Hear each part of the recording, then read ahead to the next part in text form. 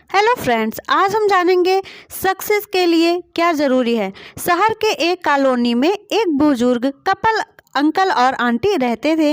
वह कॉलोनी अभी जल्द ही बनी थी, इसीलिए उसमें 4 से 5 घर बसे हुए थे। इनका बेटा इन्हें छोड़कर अपनी पत्नी के साथ विदेश में रहता था, क्योंकि उसकी पत्नी ये नहीं चाहती थी कि वह घर पर रहकर अपने सास ससुर की मदद करे।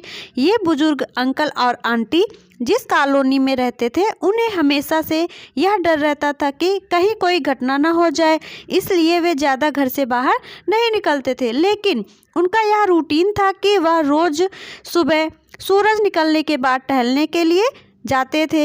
एक दिन दोनों रोज की तरह ही सुबह को टहलने निकले थे।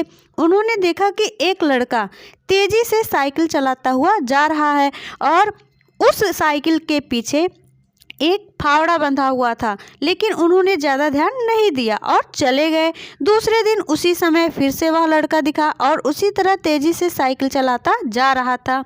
इसी तरह तीसरे और चौथे दिन भी वह लड़का दिखा। 5वें दिन आंटी जी ने अंकल जी से पूछा कि यह लड़का हर रोज़ सुबह इसी समय तेजी से साइकिल चलाते हुए जाता है। मुझे लगता है कि कुछ गड़बड़ है, कहीं ये लड़का कोई गलत काम करने तो नहीं जा रहा है।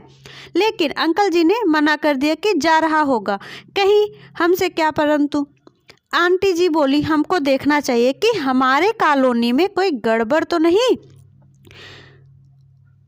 अंकल जी बोले, ठीक है, अगले दिन हम इस लड़के का पीछा करेंगे और देखेंगे कि ये जा कहाँ रहा है। अगले दिन सुबह को फिर से वो लड़का तेजी से साइकिल चलाता निकला। उनके पीछे अंकल और आंटी भी गए। उन्होंने देखा कि थोड़ी दूर जाने के बाद वह लड़का एक पेड़ के पास साइकिल खड़ी कर दी। उसी पेड़ के पास थोड़ी सी खाली ज़मीन पड़ी थी और उसे वो खोदने लगा। अंकल और आंटी जी कुछ देर तक देखते रहे कि ये लड़का क्या कर रहा है, लेकिन लड़का ज़मीन खोदे जा रहा था। कुछ देर बाद उन्होंने लड़के से पूछा कि आप ये ज़मीन क्यों खोद रहे हैं। लड़के ने मुस्कुराते हुए कहा कि अंकल जी, मैं आप दोनों को रोज़ देखता हूँ, लेकिन आपको मुझसे डरने की ज़रूरत नहीं है और यहाँ ज़मीन इसलिए खोद रहा हूँ कि मेरी नई नई नौकरी लगी है। अंकल ने पूछा कि कहाँ नौकरी लगी है, ऐसा कौन सा काम है जिसमें ज़मीन खोदनी है। लड़के ने कहा, मैं बड़े दिन से बेरोजगार था, फाइनली मुझे फार्म हाउस में काम मिला है और उन्हें ऐसे लड़के की ज़रूरत है जिसे काम करने का अनुभव हो, और मेरे पास कोई भी अनुभव नहीं है, इसलिए मैं रोज़ यहाँ